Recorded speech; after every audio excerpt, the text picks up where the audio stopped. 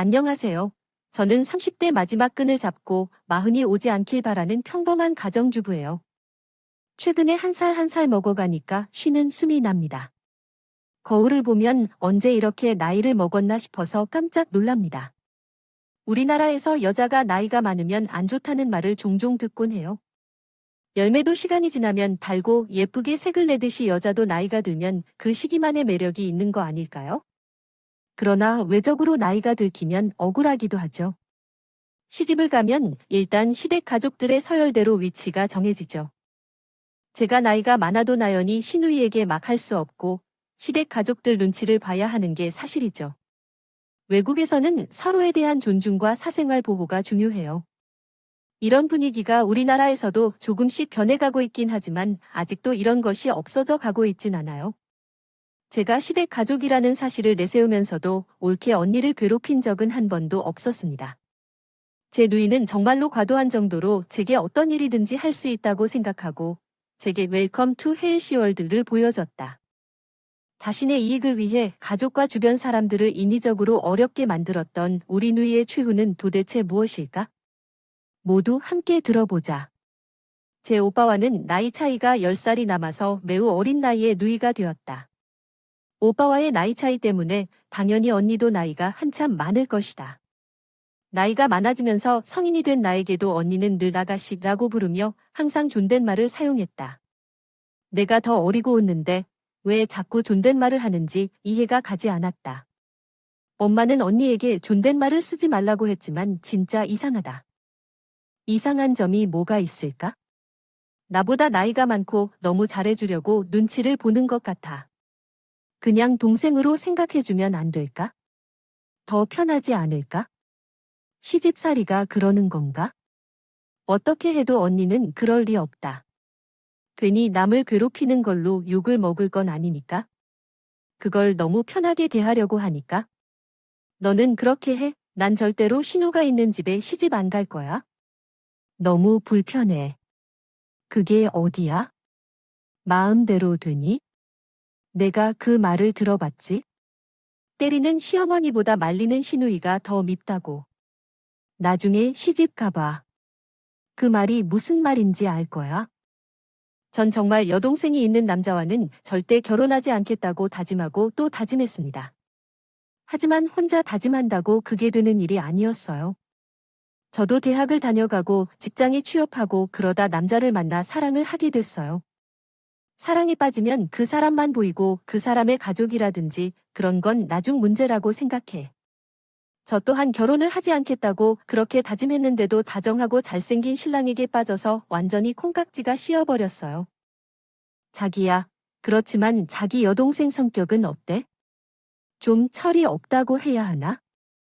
어릴 때 아버지가 너무 오냐오냐 키우셔서 버릇은 좀 없는데 그래도 전반적으로 착한 편이에요.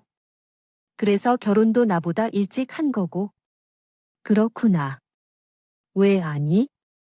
주변에 결혼한 친구들이 시누이가 있다면 좀 불편하다는 얘기를 들어서 자기도 시누이잖아. 자기도 시누이니까 알 거 아니야. 시누이와 올케 사이 어떻게 지내면 편한지 솔직히 난 잘 모르겠어. 으이구, 걱정도 많으시네요. 내 여동생은 물이랑 별로 볼 일도 없어. 멀리 살아서 반찬도 엄마가 직접 갖다 주신다니까? 그래서 내가 철이 없다는 거야? 그래, 엄마가 열심히 반찬 해놓으면 지가 와서 가져가야지. 맨날 엄마 보고 오라고 하니 내가 정말 속상해 죽겠어. 그런데 아가씨가 오시면 오버님 아버님도 더 좋아하실 텐데 말이야. 전 솔직히 내심 좋았습니다. 성격이 어떻든 저떻든 시댁에 잘 오지 않는다고 하니까 다행이라고 생각했죠. 저도 결혼하고 나서 시댁 행사가 있을 때 잠깐 본 거라 크게 부딪힐 일도 없었습니다. 하지만 시누이의 성격이 그리 원만하지 않다는 건 첫인상에서 느꼈죠. 제가 시집보고 아버님 첫 생신이었는데 호텔 뷔페를 예약했습니다. 그런데 식사하는 내내 시누이는 뭐가 그리 불만인지 입이 한 바가지로 나와 있었죠. 여보, 음식이 맛이 없어. 아니, 그런데 왜 그래? 먹는 둥 마는 둥, 솔직히 아빠가 불쌍해서 그래. 전 음식을 한가득 접시에 담고 룰루랄라 식구들이 앉아있는 자리로 앉았는데 갑자기 신우의 눈이 레이저가 나올 것처럼 절 뚫어져라 보고 있었습니다. 아가씨 뭐 불편하세요? 언니는 가정교육을 어떻게 받은 건지 모르겠네.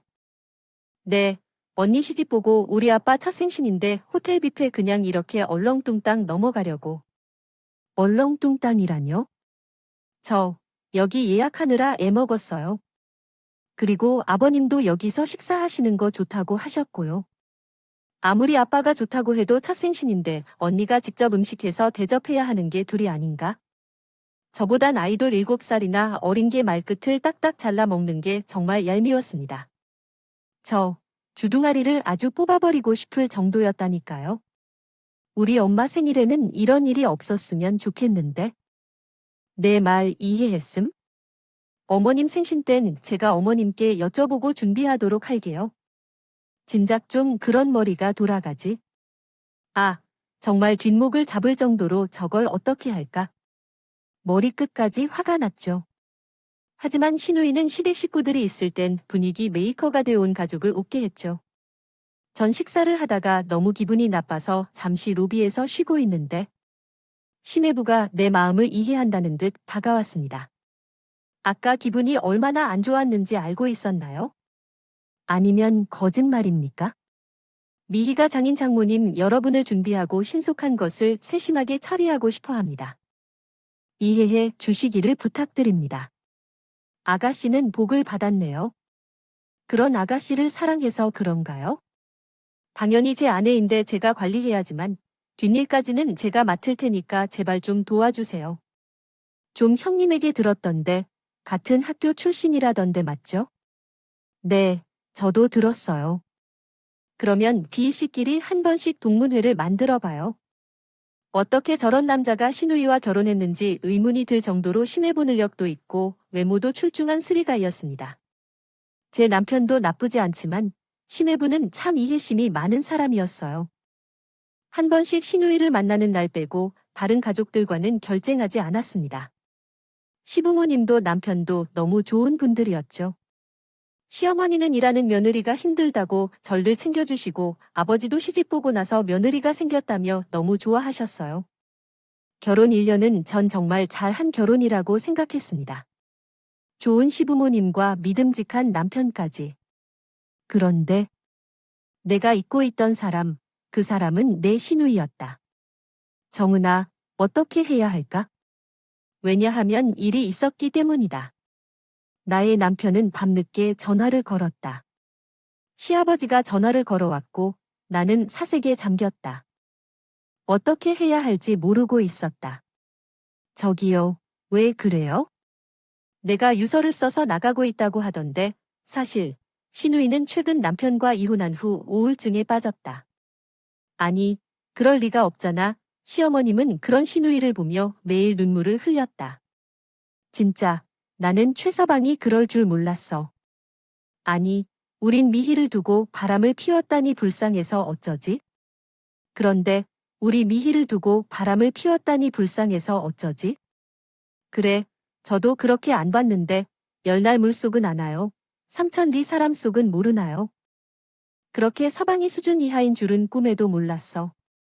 이런, 지금 우울증에 걸려서 집을 나가지 않고 있다는구나. 결국 최서방이 말하려던 바를 하지 않았다. 어머님, 제가 아가씨를 방문해 볼까요?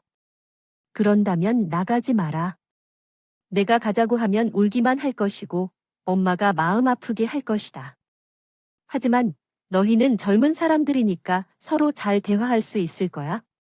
미안하지만 시어머니가 부탁 좀 하거든. 네 알겠어. 걱정 마세요. 그 다음날 시어머니가 걱정돼서 문자를 보내 집에 가겠다고 하니 자기 집 비밀번호만 락을 풀어 공유하고는 어떤 이야기도 없네. 뭐야 문열남을 감안해 들어오라는 건가. 진짜 참는다. 차마 시어머니를 생각해서 집에 갔고 비밀번호를 입력하고 들어갔어. 근데 거실에는 배달된 음식 그릇을 치우지도 않고 제자리에 있는 채로 이리저리 뒹구고 있었고 집안은 정말로 너란 무뚝뚝들이 따로 없었어. 아가씨 내 방에 있나 하고 문을 열었더니 정말 충격이었어. 피자 한 판을 꼬집고 텔레비전을 틀어놓고 코를 골며 자고 있었어. 우울증이 전혀 아니라 동량으로 혼자 살아보자는 저항에 가득 찬 꼴통으로 보였어. 아가씨 아가씨 청소 좀 하고 이거 버리고 나는 너무 피곤해. 우울증으로 병원에 갔다 와서.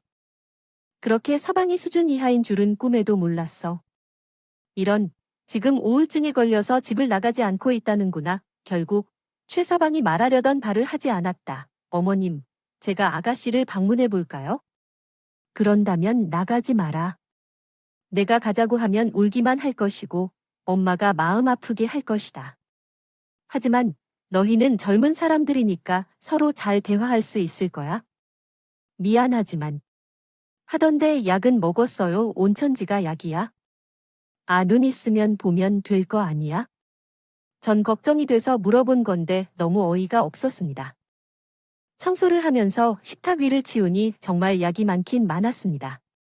믿기는 미워도 충격으로 저렇게 우울증까지 걸린 시누이가 좀 불쌍하긴 했죠. 그런데 양면 봤을 땐 이게 우울증 약이구나 했는데 여기저기 버려진 약봉투를 보니 정말 어이가 없었습니다. 약봉투에 적힌 건 우울증 약이 아닌 모두 과식으로 인한 위상과다라고 적혀 있었습니다. 결론은 남편이랑 이혼해서 스트레스 받는다고 계속 처먹고 자고 한 것이었죠. 그런데 무슨 우울증, 당장 방으로 들어가 이 돼지를 발로 차버릴까 생각했습니다. 하지만 지 인생지가 살겠지 하고 전 청소만 해주고 돼지 같은 시누이 집을 나와 버렸죠. 전 시누이의 우울증이 거짓말인 걸 알고 있었기에 유서를 쓰고 세상을 떠난다는 말을 한 게 좀 믿기지가 않았습니다. 언제 어디에서 나는 세상을 떠날 것이다라고 아주 친절히 유서에다 적어 놓는다는 게 말이 됩니까? 시아버님과 남편은 시누이 유서를 발견하고 바로 시누이가 말한 바닷가로 갔고 시누이를 구했습니다. 그런데 좀 웃긴 게 남편이 시누이를 구하려다 무릎이 다 깨져서 온. 그녀는 상관없다고 했지만 그녀의 무릎이 왜 그래? 왜 그렇게 다친 건데? 나는 유서를 읽고 시간이 꽤나 지났는데 이미 바다 한가운데로 뛰어들었나 걱정돼서 갔는데 5시간이나 생각에 잠겨 무릎까지 깊이 들어가지 않았나 해서 걱정스러웠어. 나는 그것도 모르고 멀리서 그냥 바다에 뛰어들었는데 그렇게 물이 아픈 줄 몰랐어. 그래서 5시간이 지난 후에야 무릎까지만 물에 들어간 거라 다행했어. 그래서 아버지랑 일단 집으로 보냈어. 어떤 집인지, 어머니의 집인지는 모르겠지만 뭐 사실이 어둡나? 잘 모르지만 나는 누가 실연을 당한 주인공은 아니었는데 내 남편의 무릎을 다쳐서 이젠 불쌍한 이혼 여자로 남을 코스프레처럼 향한다는 게 눈에 띄게 보였어. 전통이 더럽고 두려워서 피하고 싶어 했어. 지금 뱀과 같은 장모가 하는 말들은 하나도 믿을 수 없었지만 시댁 행사에 참석해야 했기 때문에 장모를 볼 수밖에 없었어. 머리카락은 절대 더 이상 하는 법이 없을 것 같아서 그냥 걱정해줬어. 이해해 주셔서 감사합니다. 다음은 한글 번역입니다. 어머님이 그걸 알아서 나는 휴가를 내고 말았어요. 어머니, 엄마, 나 왔어요. 엄마가 없어. 나는 못 견디겠어. 물 가져와. 물 좀 가져와.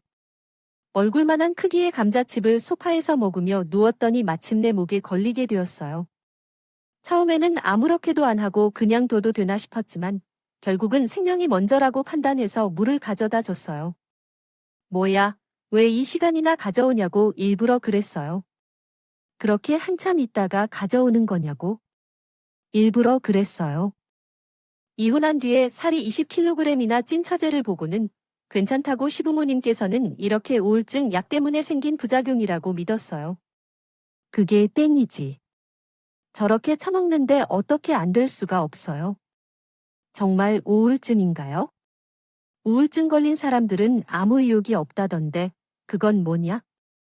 식욕이 더 강화되니까 아마 병원에 재검진이 필요할 것 같아요.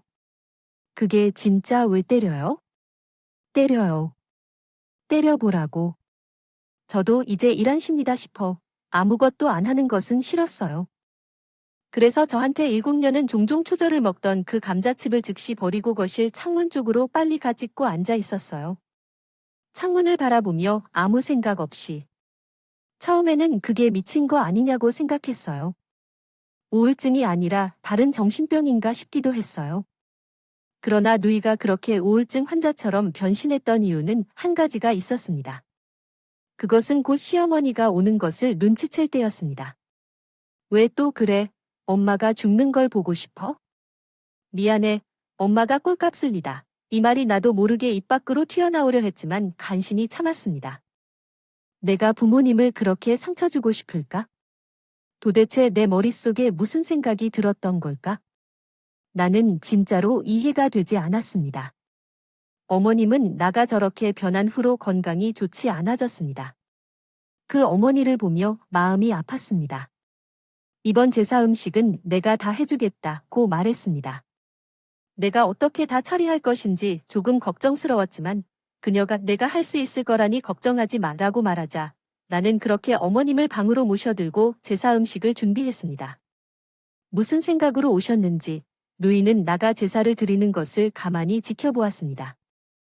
그래서 그녀를 더 우려할 것 같아서 입 다물고 아무 말 없이 제사 음식을 준비했습니다. 그러나 그 신의 요녀는 제가 손을 내밀어 전을 채반에 올려놓으면 젓가락을 들고 와서 먹기 시작했습니다. 처음에는 참았지만 어머니께서 한 조각만 떼라고 했는데 전체가 없어졌어요. 결국 입을 떼었죠. 아가씨, 지금 뭐해요? 따뜻할 때 먹어야 맛있어요. 빨리 붙여. 지금 다 먹고 있는데 어떻게 알았어요? 엿도 먹지, 전도 먹지. 좋잖아. 난 전 조각을 들자마자 이번엔 진짜 한 방을 날렸습니다. 이때 숙녀들이 나와서 죽자고 했어요. 하지만 그 신의 요녀는 갑자기 더 센 체중과 힘으로 제 손을 꽉 쥐었고 프라이팬을 내 손에 데려왔습니다. 오늘만 시켜줄게. 다음번에 또 이러면 페널티 받을 거야. 진짜 무서워. 그럼 내가 그냥 확 붙여버릴 테니 조심해. 하지만 이렇게 지랄하니까 저는 더 놀랐어요. 그래서 신우이를 캐서 일을 멈추려고 했습니다. 백전백승이라는 말처럼 말이야. 미희야 방 안에 아직 있는 거 아니야? 오늘은 혼자서 식사를 다 해야 했어. 엄마가 힘들 것 같아서 말이야. 우리 며느리 고생했어. 하지만 너희 어머니 몸이 안 좋아서 제사를 안 지내려고 했지만 그래도 조상들을 위해서 지내자고 했어. 다음번에는 제사 음식은 만들어서 사서 지내자. 요즘에는 그게 일반적이라던데 괜찮아. 아버지는 음식 만드는 게 전혀 어렵지 않아. 하지만 자기야, 왜 얼굴이 핏기가 없어 보이고 땀을 왜 이렇게 흘리는 거야? 아프니? 아니야, 그냥 힘들어서 그런 것 같아. 괜찮아, 얼굴이 창백해지는 것만큼이야. 아까 내 손이 뜨거운 기름에 담그는데 조심했어. 신우이는 제사상을 차리고 지내는 동안 우울해했지만 제사가 끝나고 어지럽다며 머리를 계속 돌리고 있어. 미혜야, 무슨 일 있니? 머리가 아파? 뭐라도 먹은 게 없어서 어지러운 것 같아. 나는 물을 마셨는데 신우이 소리 듣고 남편 얼굴에 자신 없이 토를 했어. 죄송해요. 정말 미안해. 웃긴 이야기를 듣고 그런 것 같아. 웃긴 이야기 나중에 이야기 해줄게요. 한 번 어떤 여자가 먹을 게 없다고 해서 자기 몸만한 감자칩 봉지를 다 먹고 조상님보다 먼저 제사 음식을 먹었더니 먹은 게 없다고 했어요. 정말 웃기더라고요. 너무 용기가 넘치는 여자였어요. 미희야, 올케 언니가 너를 좋아하는 이유가 많아. 좀 먹어봐. 언니가 고생 많이 했었나 봐. 생각해도 조금은 먹어줘야겠어. 그래, 그래. 그 여자는 식탁에 앉자마자 손으로 입 가리고 입을 가득히 먹었는데 다른 사람들이 자세히 보지 않으면 안 먹는 것처럼 보였어요. 예전에 야바위꾼이 있잖아요. 손놀림으로 사람들 속은 사람이란 말이에요. 그 여자가 그랬어요. 엄마, 못 먹겠어. 아니, 많이 먹은 건 아니잖아. 괜찮아. 기분이 좀 그래? 방에 들어갈게. 얼른 들어가. 아니, 엄마 미미 우울하다고 하는데 저렇게 방에서만 있으면 더 우울해질 거야. 차라리 오늘 음식은 못하더라도 이따가 설거지를 하든 무언가 제대로 해야 될 거잖아. 계속 그렇게 우울해하다 보면 병이. 미안하지만 이 내용은 번역할 수 없습니다. 어떤 다른 요청이 있으시면 알려주세요. 감사합니다. 저는 그것이 진심으로 나의 남편에 대한 불신이 점차 더 강해지고 있다는 확신을 가졌어요. 제 남편은 걱정 때문에 한 말이었는데도 나를 상처 주는 말을 했더니 그 이후로 시누이가 우울증 환자 코스프레를 하며 상처받는다는 것은 큰 실수라고 생각했어요. 그래서 어떻게 하면 시누이의 정신을 차리게 할 수 있을지를 고민하던 중 우연히 남편의 휴대전화를 발견했어요. 거기에는 남편이 시누이에게 매달 100만 원을 보내준 이력이 있었어요. 집에만 있는 시누이가 왜 매달 100만 원을 필요로 하는지 남편에게 물었더니 어디에 쓸지 알 수 없다며 인터넷으로 필요한 물건을 샀거나 강의를 듣는다고 했대요. 그렇지만 나도 이제는 매달 100만 원을 지출하는 게 힘들어지고 있어서 시누이에 대해 제대로 파헤쳐 봐야겠다고 생각했어요. 생각했고 다음 날 밤 시댁 앞에서 잠복 근무를 서게 되었습니다. 꼬리가 길면 밟힌다는 말도 있으니까요. 밤 12시가 됐을 무렵 시누이는 문 밖으로 나와 어디론가 택시를 잡고 밤에 출발했습니다. 이 밤에 도대체 어디로 가는 건지 전 시누이가 탄 택시를 따라갔습니다. 도착한 곳은 서울에서도 유명한 유흥가였습니다. 그런데 시누이는 가방 하나를 들고 근처 화장실로 가더니 짧은 치마와 진한 화장을 하고 나온 것이었습니다. 그리고 엘리베이터를 타고 올라갔습니다. 전 뒤를 쫓아갔고 시누이가 내린 층이 10층이란 것을 알았습니다. 엘리베이터를 타고 올라가다 보니 10층은 바로 호스트바였습니다. 누나, 신입생인가 봐. 혼자 왔어네. 근데 누구 좀 찾으려 왔어요. 혹시 짭새 아니지? 아니에요. 누구 찾으려면 입장료는 내야지. 안 그래? 아주, 입장료 여기요.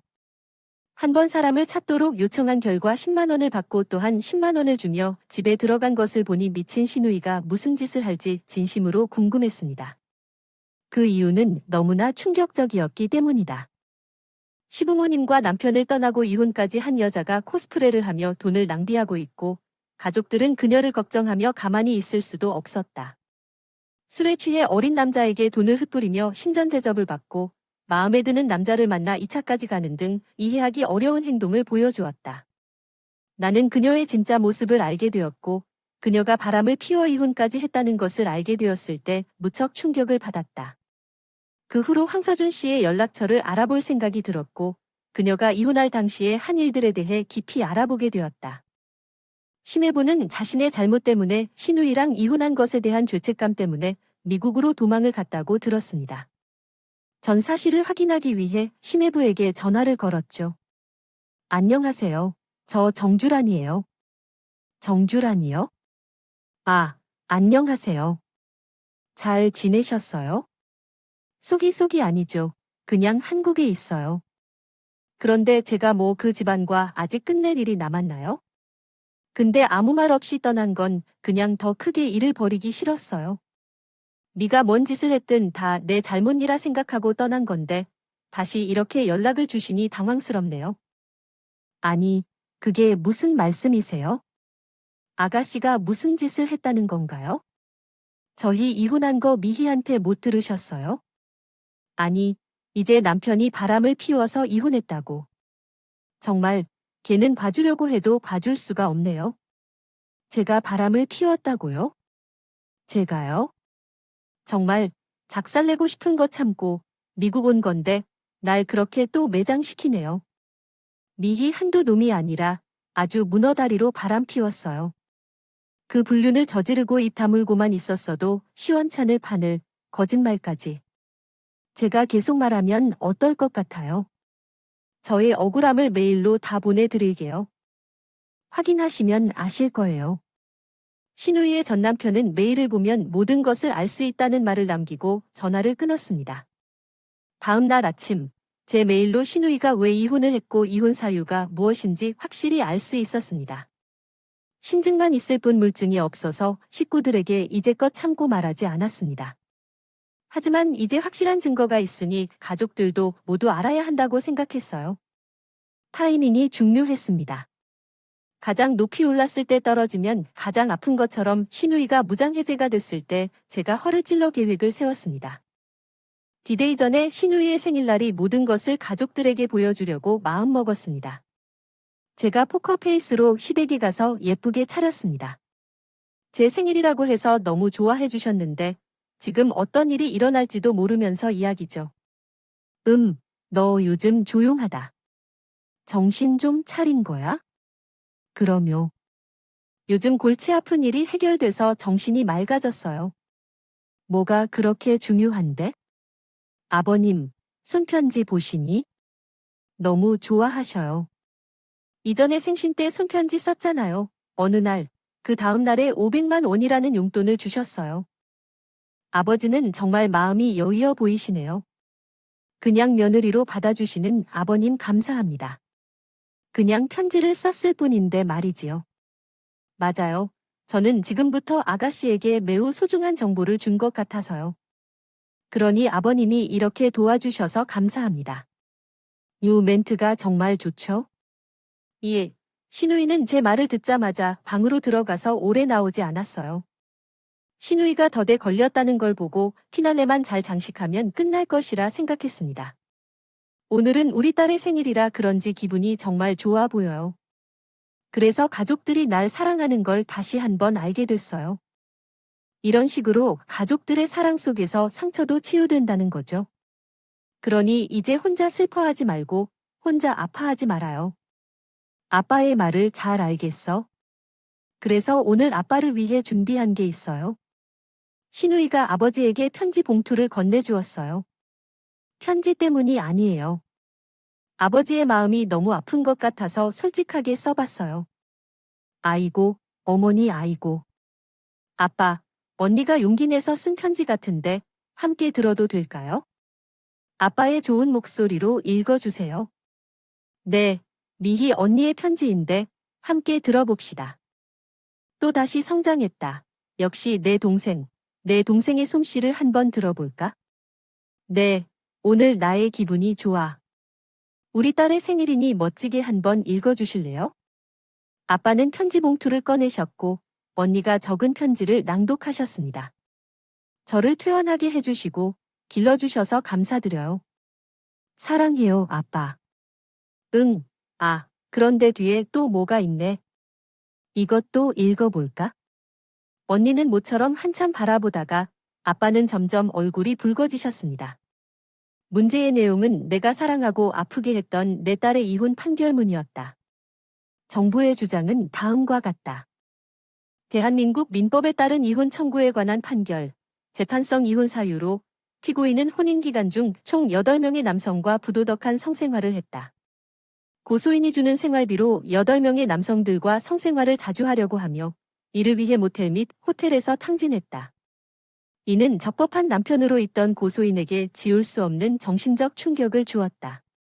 재판부는 하나의 남성이 아니라 다수의 남성과 성관계를 가지는 행위를 즐겼고 이것은 법적인 문제로 되었다.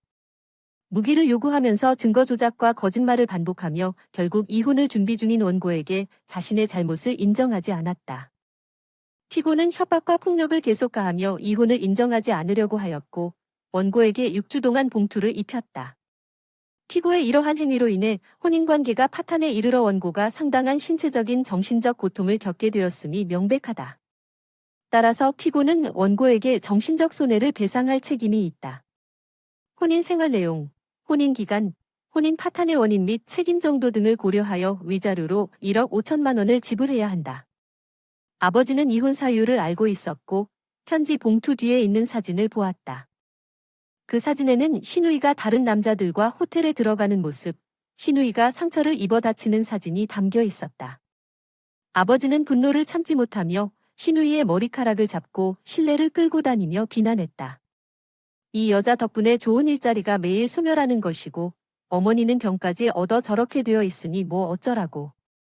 남자 돈을 위해서 세상에서 가장 추악한 짓을 하는 내 딸이 있었다니. 아이고, 너 그러니까 최서방이 미국으로 내쫓았어?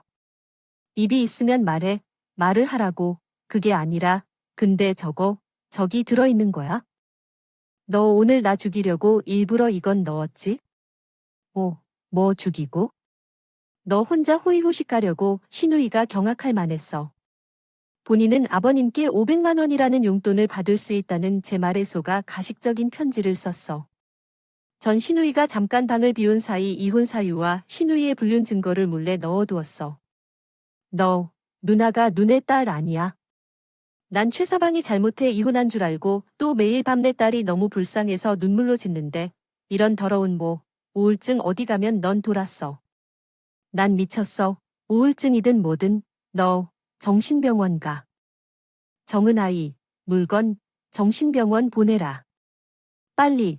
엄마, 내가 잘못했어. 꼴도 보기 싫어. 나가. 내 앞에서 평생 나타나지 마. 알겠어? 나가. 신우이는 온 가족이 자신을 죽일 듯 바라보니 무서워서 눈물을 흘리며 집을 나갔어. 그럼 내가 좀 100만 원은 남자들이랑 술 처먹고 잠자고. 내가 내 동생에게 그런 추악한 일을 시키다니. 이미 죽여버릴 거야? 집안을 쑥대밭으로 만들어 놓고 저렇게 살자고 집을 나간 신우이. 정말 끝까지 인간이 아니구나 생각이 들었습니다. 그날 이후 어머님은 병이 심해져 병원에 입원을 하셨고 아버님은 매일 술과 담배로 보냈습니다. 어떻게 자식이 그런 짓을 할 수가 있을까? 난 그것을 이해할 수 없다. 아버님, 그만 드세요. 이러다 몸 다 상할 거예요. 주라나, 너가 없었으면 벌써 세상을 등지고 있었을 거야. 그래도 너 때문에 가족들이 버티고 있나 봐. 어쩌면 내가 우울증에 걸릴 만큼 슬프다.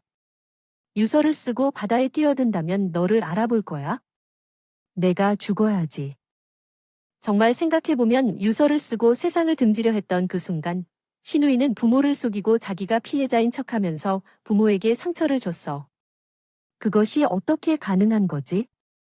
그리고 며칠 후 갑자기 남편에게 전화가 왔어요. 여보세요. 오빠야. 나 미희야. 제가 지금 어디 있다고 전화했어?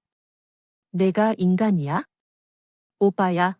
나 지금 오빠 집 앞이야. 잠깐만 올라가도 될까? 나 너무 춥고 배고파. 그래, 와라.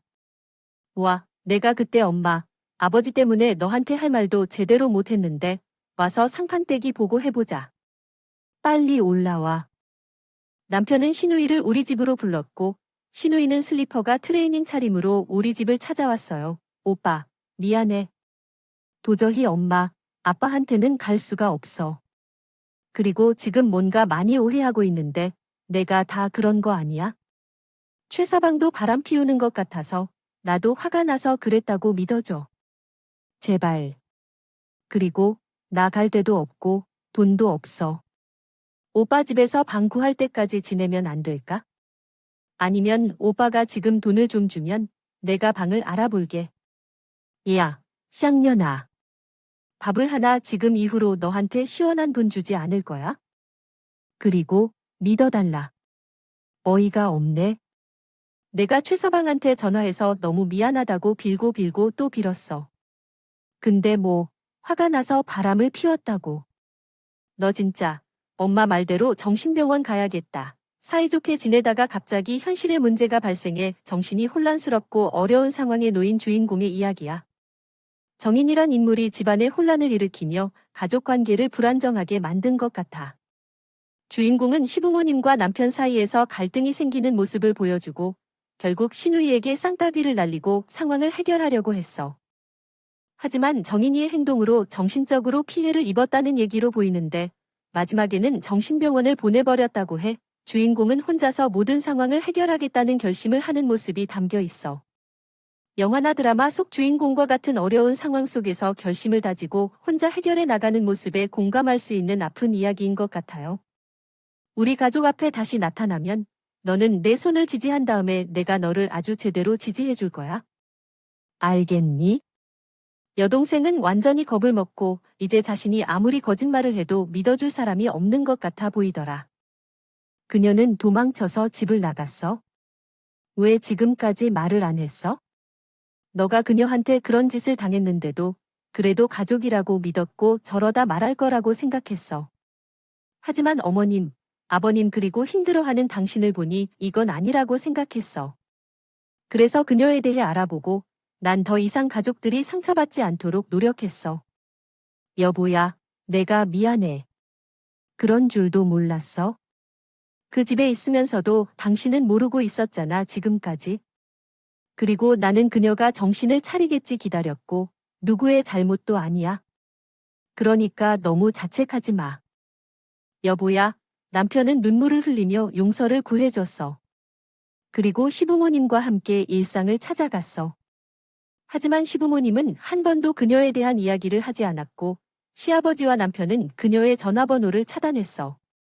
모르는 번호에서 전화가 와도 그녀 전화인 줄 알고 받지 않았어. 하지만 시어머니는 마음이 약해서요. 시민과 때때로 연락하는 듯 했습니다. 그리고 미희는 신림동의 원룸촌에 방을 얻었다고 했습니다. 하지만 난 돈 한 푼도 안 주었어요. 아르바이트에서 벌어서 알아서 하겠지 생각했습니다. 처음부터 솔직했다면 이 지경까지 올라가지 않았을 텐데요. 같은가 엄마 아빠의 사랑을 받으며 오냐오냐 키워놨더니 시민은 부모에게 상처를 준 채 떠났어요. 시민의 아버지는 시민이 앞으로 집 근처에도 오지 못하게 할 거라고 저에게 이야기해 주셨고 다시 한번 미안하다고 했습니다. 그리고 우리는 서로의 상처를 보듬어가며 힘든 시간을 극복하고 지금 행복한 그때로 돌아갔습니다. 역시사지란 말 아시나요? 다른 사람의 입장에 서서 생각해 보아야 한다는 말인데 참으로 어려운 일인 것 같습니다. 내가 그 사람의 입장이 되어봐야 한다는 말이죠. 사람들은 이 역시사지가 참으로 어려운 것 같습니다. 그냥 나라면 어땠을까 생각해보면 참으로 어려운 일이죠. 며느리가 되면 시어머니가 될 수도 있고 자식이 되면 부모가 될 수도 있는 겁니다. 그런 마음으로 사랑하는 사람들을 생각한다면 그들이 힘들 때 당신의 곁에서 마음을 나누어 줄 것입니다.